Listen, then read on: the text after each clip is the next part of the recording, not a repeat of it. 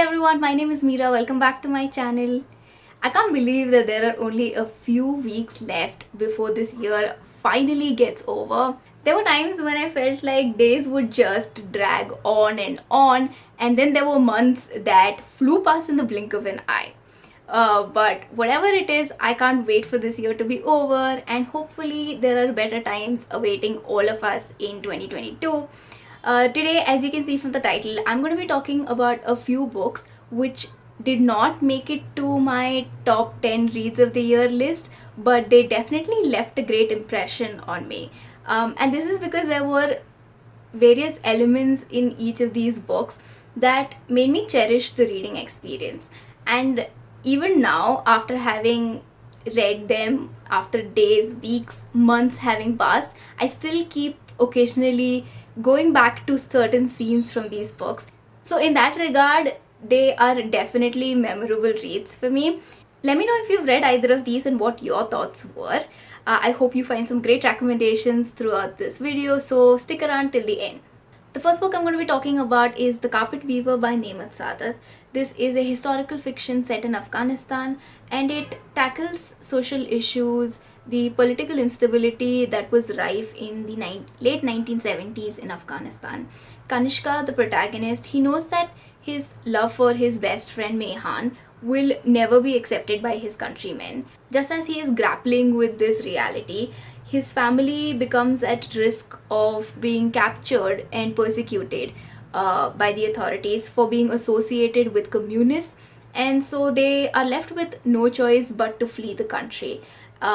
We follow their journey as he, his mom, and his sister realize that the path ahead of them is going to be anything but easy. This novel chronicles all the misfortunes that befall them. It's written so evocatively that you can't help but be moved by the struggles and the heartbreaks that all of these characters are going through.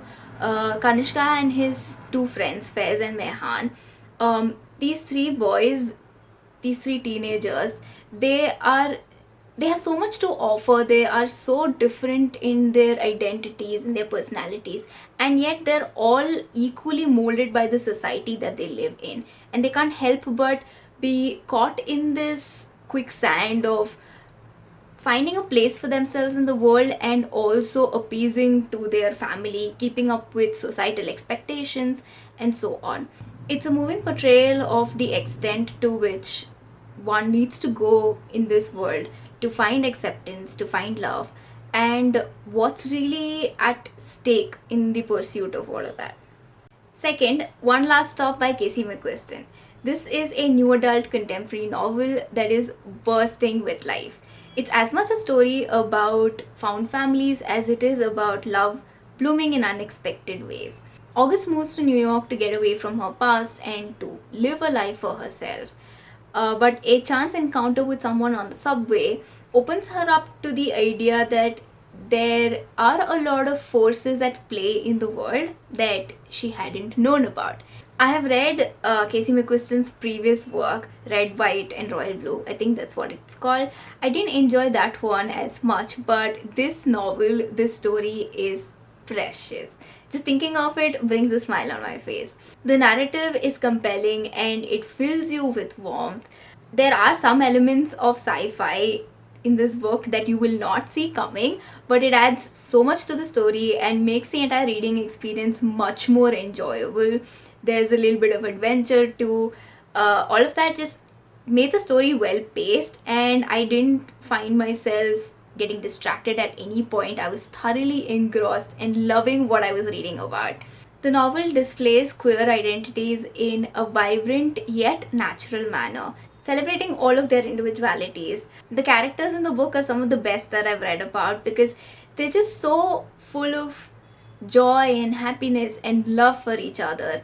They just come together in a very effortless manner, and I love that August had that for her, considering her past experience and how lost and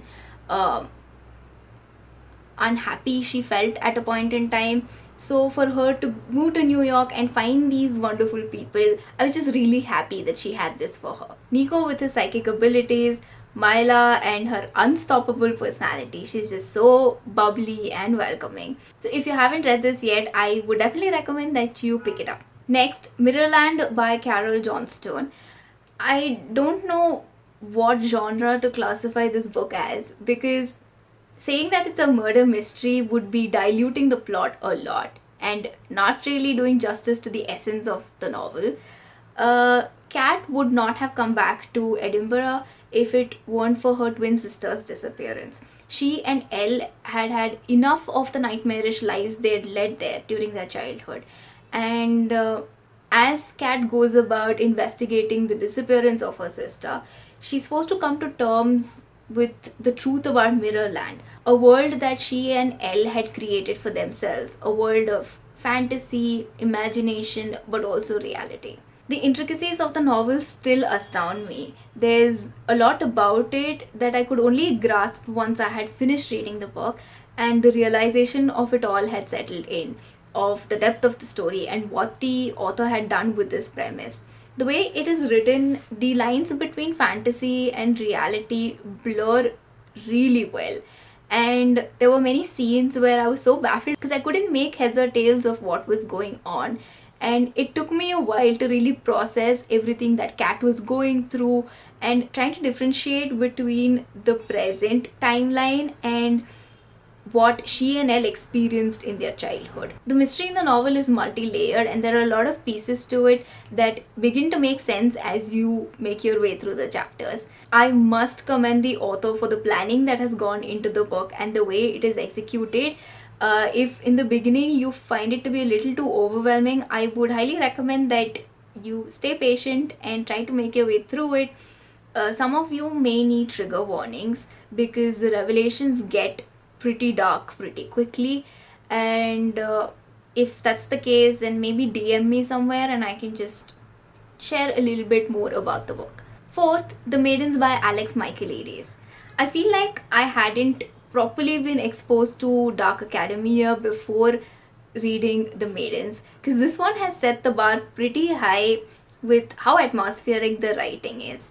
I loved the fact that it's set at a university, especially one that has quite the reputation, because two of these university students are found brutally murdered, and we follow the story from the perspective of two characters. First one is Mariana. Her niece studies at Cambridge, and out of concern for her niece, she lands up at the university trying to keep her out of harm's way. And the second perspective is, of course, that of the murderer. Those chapters reveal a little bit more about the mystery with every consecutive occurrence, and of course it's shrouded in mystery, so it kept me engrossed because I kept wondering where this whole story was gonna go. Mariana is convinced that the Greek tragedy professor at Cambridge is the one to be blamed, but no one's really listening to her, so she takes it upon herself to solve the mystery and find more proof that he's the one who's the serial killer. This is a very visually charged novel. It gives you ample glimpses of ornate architecture, misty landscapes, and so that environment the author creates, it permeates across the pages and it very much envelopes you, the reader. The ending left me stunned because I had not anticipated it. Based on how each of these characters are portrayed, I did form some suspicions and had some theories, but none of that came true, and so I thoroughly enjoyed reading this book. If any of you have more recommendations for Dark Academia, please let me know, because I've been looking for ones, and I think Ninth House by Leigh Bardugo is the one that's come up the most in my search. I've also read The Silent Patient by Alex Michaelides, and that was an okay read for me. This one, The Maidens, falls on the whole other side of the spectrum because of various factors that just kept me hooked to the story. The next book is Frenchman's Creek by Daphne du Maurier. I've been having a gala time making my way through Daphne du Maurier's works this year. Shout out to the DBC Reads Book Club on Instagram. If you don't know and if you would like to participate, just look up the hashtag on Instagram and you'll find more about this book club and what we're really reading these days. So Lady Donna, tired of her married life, she goes away to the countryside. At Navarin House, she finds respite when her paths cross that of a Frenchman who is being hunted by the townsfolk for being a pirate. What I love the most about this book is that at every instance it challenges patriarchy, stereotypes, and toxic gender norms. Donna's character upends the stereotype of woman as the nurturing mother figure. She lives for herself and she has no qualms about it. Daphne du Maurier's writing takes you on a journey with its vivid imageries about nature, landscapes, and so on. I've been growing to love this kind of writing style more and more with every book that I read of the author. Donna and Jean's romance sort of falls in place seamlessly. It's not glorified as a love at first sight or any of those kind of cliches. In Jean's presence, you begin to see Donna in a different light, a stark contrast compared to who she was in the beginning of the novel. There's a lot that I enjoyed reading about this book, and honestly, it was a tie between this and The Scapegoat because I enjoyed both of them on similar lines. But yeah, this novel made it to this list. The next book is Malibu Rising by Taylor Jenkins Reid. With a writing style that is elegant and immersive, the author writes about the Riva family. There are four siblings who, by a cruel twist of fate, find themselves having to fend for each other. The plot in this novel is centered around a annual family tradition, a party where the rich and the famous gather every year. Unfortunately for them, this year, that family tradition proves to be a turning point that changes their lives forever. I am in love with the way Taylor Jenkins Reid writes her stories. She has quickly climbed her way into the list of my most inspirational authors who make me want to be a better writer. This story is set in a coastal town alongside the beach, and I love the way that setting has been incorporated into the story. The author captures the essence of all of these characters so well that you can't help but begin to feel empathy for them, no matter how questionable their actions may be. The narrative follows two timelines. One is about their parents, Mick and June, and another is around the time of the party. So piece by piece you get to know why these four Riva siblings are the way they are and how Nina has been compelled to occupy this position of taking care of her younger sister and brothers. There's quite a bit of infidelity in the story, but the reason that this novel is unforgettable for me is A, the writing, and B, the bonds that hold this family together. It's a beautiful story. Like, please, please, please, please, please do pick it up. I've been told many times that I should have started with Daisy Jones or Evelyn Hugo in order to make my way through the author's works, but I'm so glad that this was my first Taylor Jenkins Reid book because it's been a wonderful introduction to what the author is capable of. The seventh book is Project Hail Mary by Andy Weir. If you've been on my channel before, you might have seen that we had a Bookbound Club live show discussion on this novel. And if you watched that, then you already know what the book's about. But for those of you who haven't, this is a sci-fi novel that has so much more to offer compared to most of the sci-fi books I've read so far. It's about a man who finds himself aboard a spaceship and he can't really remember why he's there. Gradually, as he gets his memory back, we also learn that there's an alien life force that's draining the energy from the sun. So Grace here is on a mission to stop that from happening, to find a solution and possibly save mankind. Big responsibility, I know, but Grace manages all of that superbly. The novel follows a dual narrative wherein we read about Grace in the present as he's going about with his mission, and then there's also a parallel story running that shows us how he was hired by government authorities to study this life force. In the beginning, the breadth of the story is just Grace coming to terms with what's going on, and often it can be very difficult for a single character to propel the story forward, but the author has done such a commendable job with characterization. Grace is definitely one of the most memorable characters I've ever read about. There were many scenes, chapters where I felt like his thoughts, his actions, the monologue that's going on is single-handedly just holding the entire plot afloat. Grace and Rocky's camaraderie is just so heartwarming and so adorable. It has secured a position in my all-time favorites list. So if not for anything else, that would definitely be a selling point of this book that you should believe me and pick up Project Hail Mary for. If not for me being confused by a lot of the jargon and concepts and explanations in this book, this one would have easily made it to the top 10 list this year. Anyway, if you enjoy reading science fiction, I think you would love this one. And the last book I'm going to be talking about in this video is Local Woman Missing by Mary Kubica. This is a mystery novel. In a peaceful town, a mother and her 6-year-old daughter go missing. This is shortly preceded by the disappearance of another young woman from the same area, and so the members of the community are compelled to consider the presence of a serial kidnapper. More than a decade later, the daughter, Delilah, she returns. This reopens the investigation about the disappearances of Delilah's mother and the other young woman. The story is told from the point of view of multiple characters, and I really love that aspect of the novel because it broadens your perspective about the story and makes the conflict more three-dimensional. Another thing that I really loved about this book is the way the tieback ending has been worked into the story. In the beginning, you know that Meredith and Delilah have disappeared.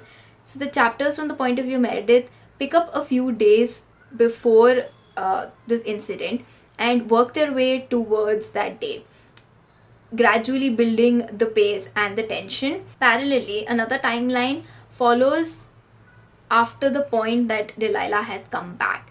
So from the perspective of their neighbors, we get to see how the community and how these neighbors and other people who are acquainted with the family perceive this entire incident to be and what their role has been throughout. This entire structure of the novel helps you piece the puzzle as you keep reading. I couldn't guess the ending. Now in hindsight, it does seem plausible, but the way the storylines are built, I would not have guessed this to be the conclusion. Local Woman Missing is also a book that I finished nearly in one sitting because of how engrossing it is.